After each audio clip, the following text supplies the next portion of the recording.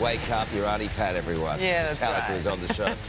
Breaking news, Fox News has just reached $1 billion settlement with Dominion Voting Systems in the US in a last-minute resolution of their defamation case, an expensive one.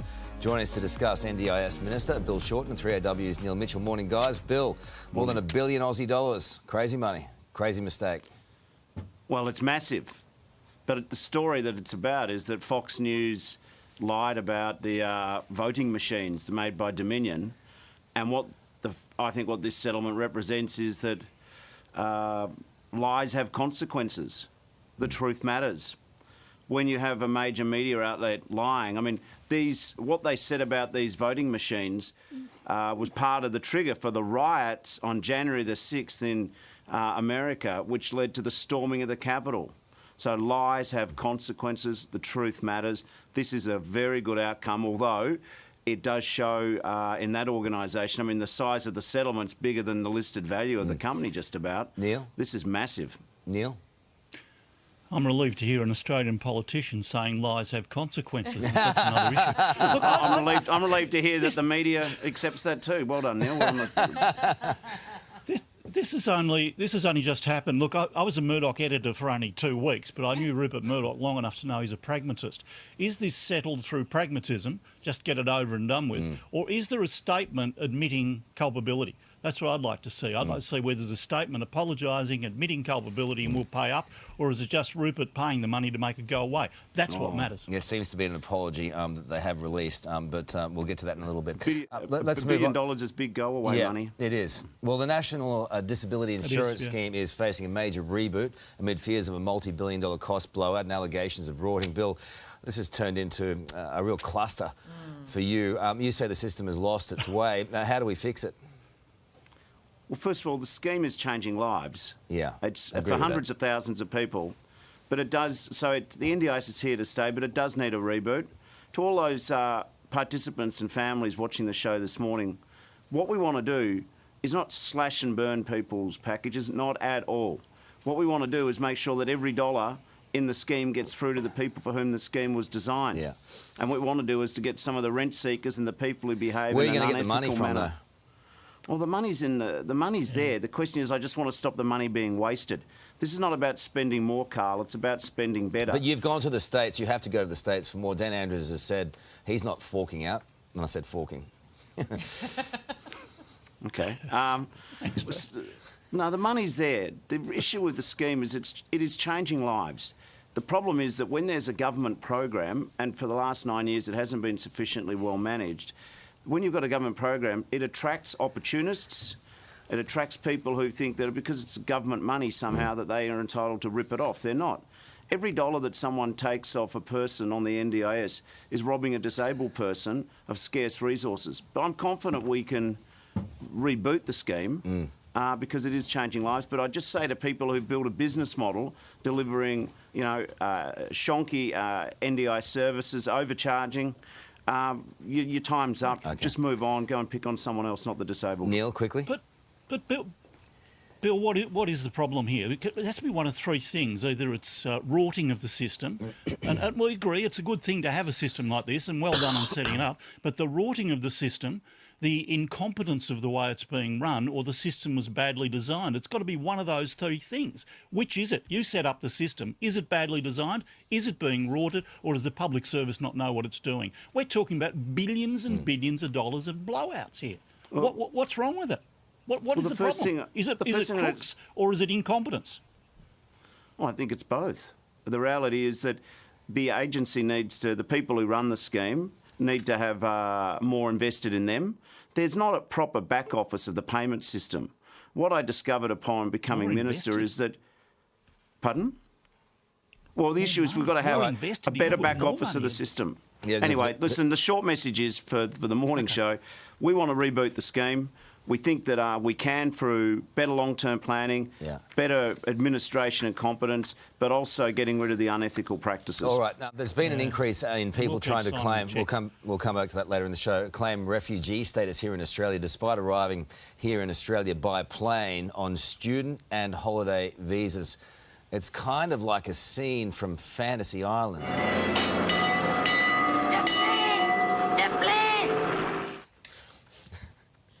Tattoo. Do you like Don't you love him? Everyone loved Tattoo.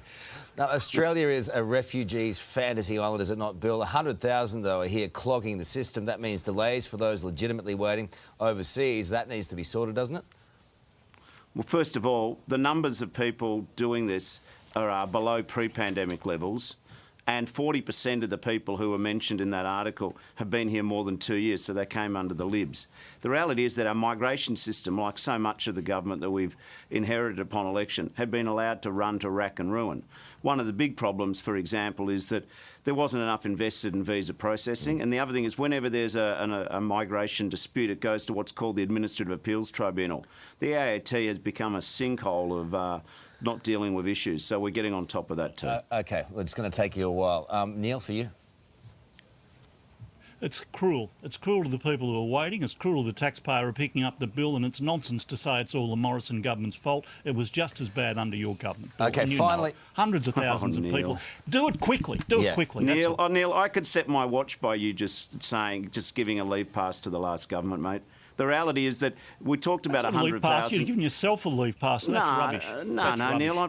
Neil, I'm dealing in fact. Responsibility. You can't keep blaming the previous lot. All right. Well, just take responsibility. Neil, the problem is the facts don't always fit to your convenient worldview. 40% of these 100,000 people have been here for more than 2 years. Hello, mate. We weren't in government 2 years ago. All right. Good stuff, guys. How many were waiting under your government? This is why we have you waiting under your government? You're going back to Gillard Rudd. This is why we have you two on every week. Because it's scintillating.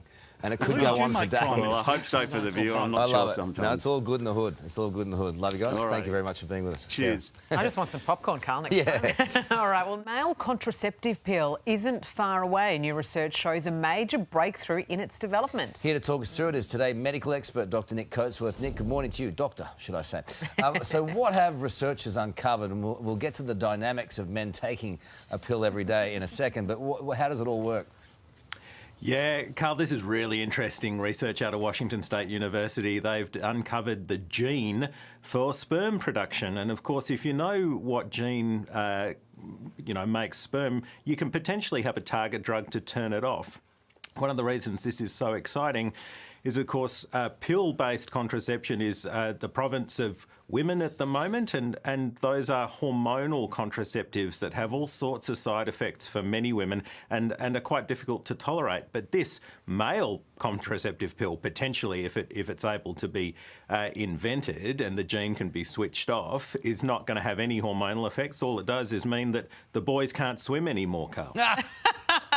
Hey, Doc, this has got me a bit fired up. I mean, why has it taken so long? Everyone knows what sperm can do. We understand the genetic. We get all of the science behind it. Why hasn't there been a greater focus on men taking a pill instead of women? Yeah, I reckon you should be fired up about it, Sarah. I really do. I think it's I think it's actually quite ridiculous that there hasn't been that sort of focus.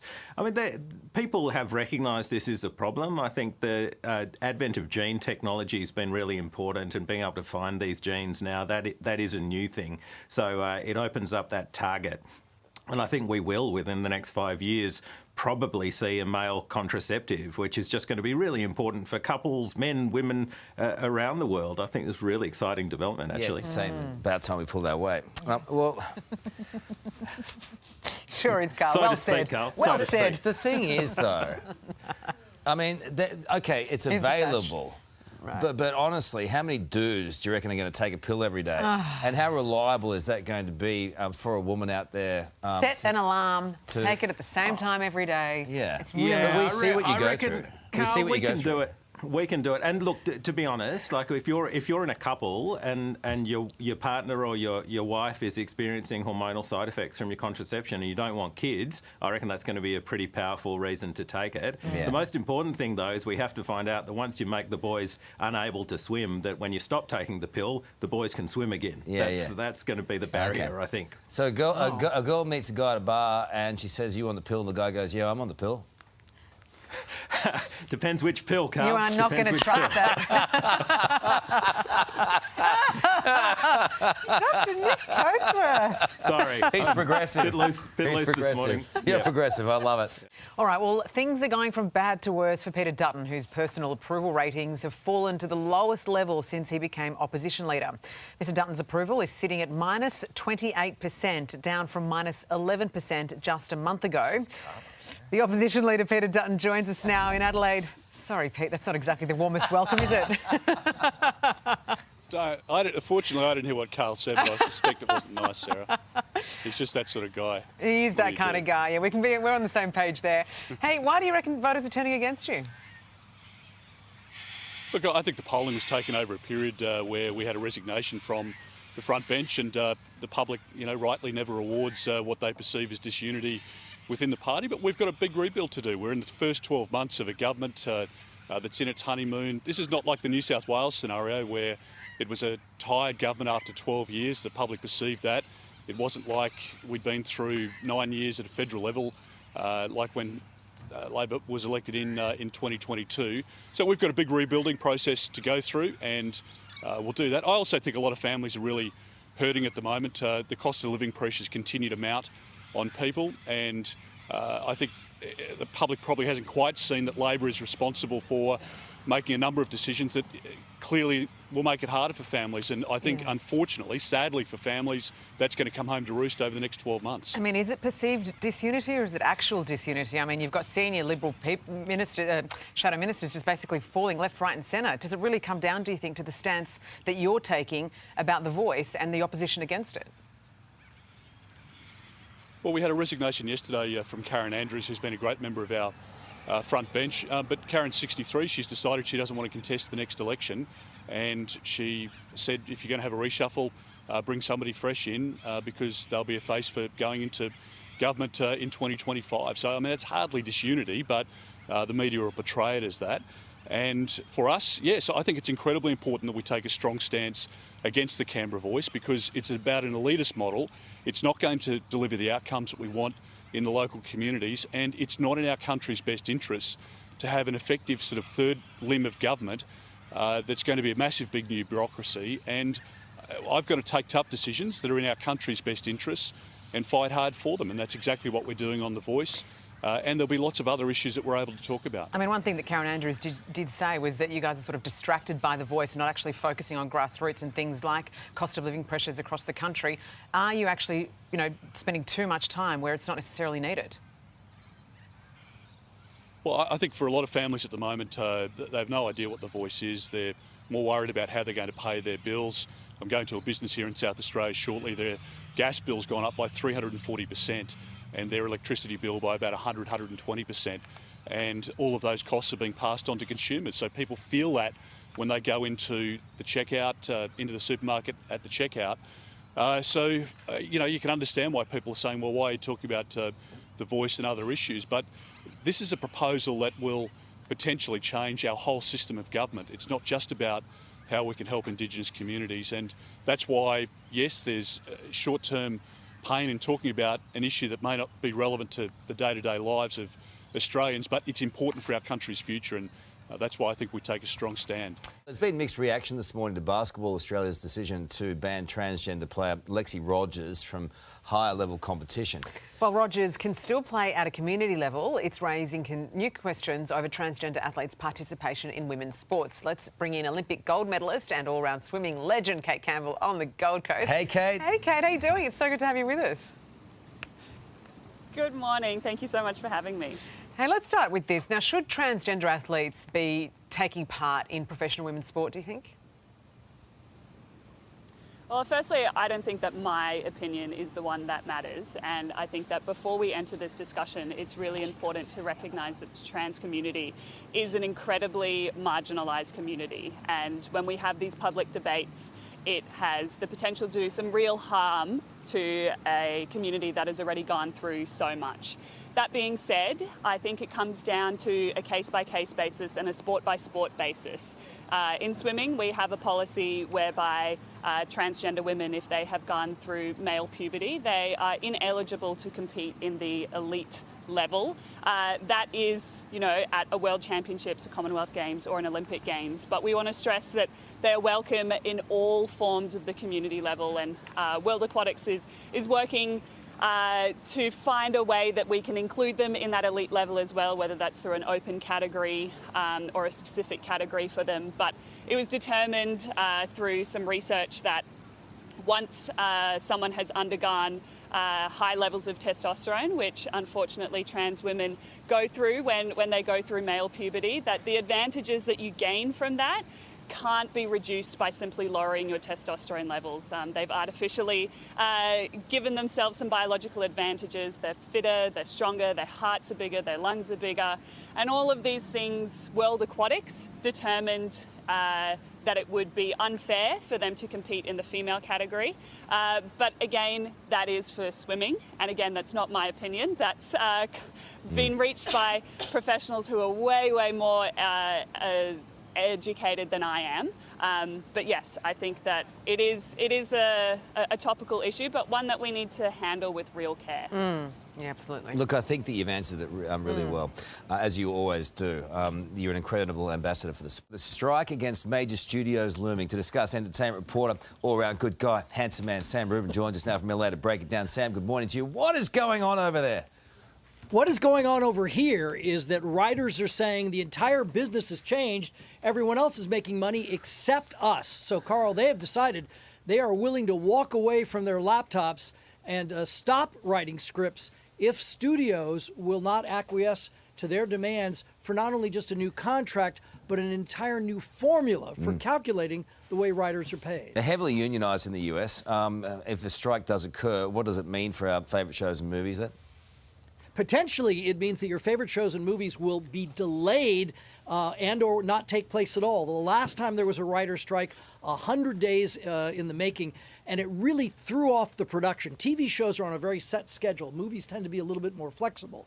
But if there are things that you're looking forward to, that you're waiting for, that have been announced, if there is a strike, it's very likely those productions, the new seasons of shows, etc., will be delayed. You know, I love KTLA, Sam. I was just looking through their Instagram, and I found this shot of you. Here he is, very progressive, Sam Rubin. Your locks look unbelievably good, huh? You're hey, very progressive. Look at the foils on you. You caught me. I'm trying, you know, everybody in television is trying to hide the gray. Yeah. So I was trying to figure out how to do that. And I was also able to tune it into some radio signals. Like Better Call Saul. Hide from that stuff. Good on you, Sammy. Love you. Entertainment time. Richard Wilkins has brushed off his black skinny jeans. He's got his long tongue out, and he's ready to punch it with some Metallica gods.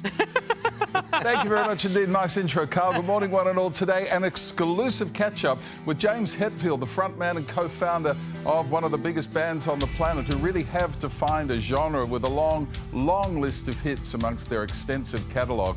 For over 40 years, they've been rocking us to the core and have just released a new studio album, 72 Seasons, which is set to debut at #1 around the world. And that's where they're heading on a mammoth tour, which kicks off in Amsterdam. Let's head there now to talk all things Metallica. Hey, James, it's lovely to talk to you. How you doing, man? Hey, Richard, I'm doing well. A new album, great reviews, a world tour. How does it feel to be back in the saddle? Nervous and fun at the same time, as usual. Giving birth to a new baby brings up anxiety, but also brings up lots and lots of excitement. Well, the critics and your fans, you know, they never take a back seat. They always let you know what they think, right? Yeah, and we do the same with ourselves, even harder, so we're used to it. Well, I haven't seen too much of that. It's all pretty positive, I would have thought. Yeah, it is. Most of the stuff's the stuff I've written. No, it has been really pretty positive so far, and that matters a little bit to us. But you know, internally, we know we've done a fantastic album. We've written music that we like, and we're putting it out there. So whoever else wants to show up, come on in. You guys, you've been doing this for a while, I know, but the sound is so tight. Everything, it's just so together. How long does it take to get it to that point? We're pretty tight. We've been playing together. We're getting better, even after 41 years. Yeah, the recording of this record really started back in the COVID, when we were all super bored out of our minds and, Zooming with each other weekly just to stay sane, And then I pulled out a guitar and kind of said, hey, here's a riff. Let's start going. Once you open that Pandora's box of riffs, though, it's on. It's a beautiful process.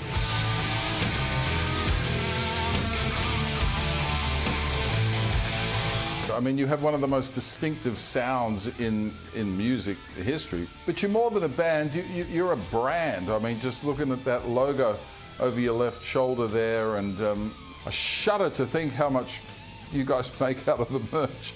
I mean, how cool is all of that? To think that this M behind me was scribbled by me on a napkin in the garage, when we were trying to form this band, and see what it is now. I was going to say, I bet you wish you had $1 for every one of those, but then I realised that you have. You've got probably $5 for every one of those. I don't know. I really don't know, but it's all good. It's all good. We have infiltrated the world somehow. Stranger Things. Just when you least expect it, right? You pick up a whole new army of fans. That's a nice pat on the back on the way through. Oh, it's fantastic. Us and Kate Bush, we should probably go on tour again. It's just bizarre that people actually like the song Master of Puppets, and the fact that it's had a big resurgence. It's a testament to, I think, fans of ours that have grown up with us and now are in careers like in movies or other things, bringing the music they love into their work now. So, yeah, I mean, the Stranger Things people being fans of Metallica, that's what happens.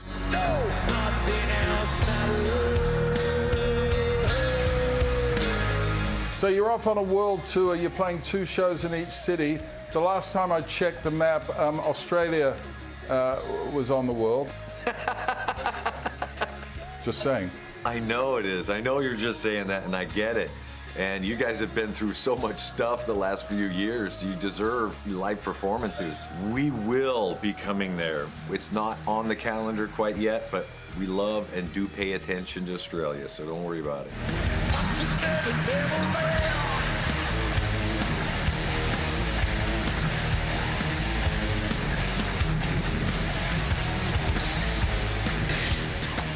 Yeah, Metallica's album 72 Seasons is out now. It's fantastic. It looks like there's 72 seasons, 18 years.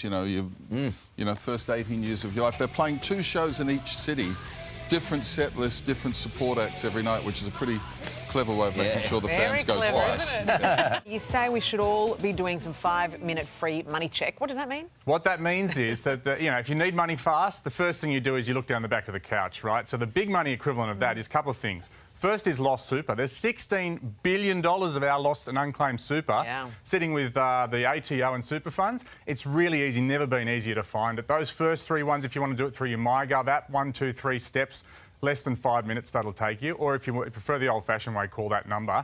And they can check if you've got it. The average account has thousands of dollars in it. So that's an easy one and an absolute no-brainer. And the other one is unclaimed money. State and federal governments, $2.5 billion of our money sitting there waiting for us to come claim it back. You've just got to look at the national one, and then in your state, have a look at other states if you've lived in those as well. But just Google those sort of departments on the right, or just Google unclaimed money and the name of your state, and you'll get the relevant website. Smart. Okay. What about slashing our spending? Well, this year we're just going to have to consider big ways to save money in the household budget. If you've ever gone through line by line and seen where you spend the money, it can be quite confronting.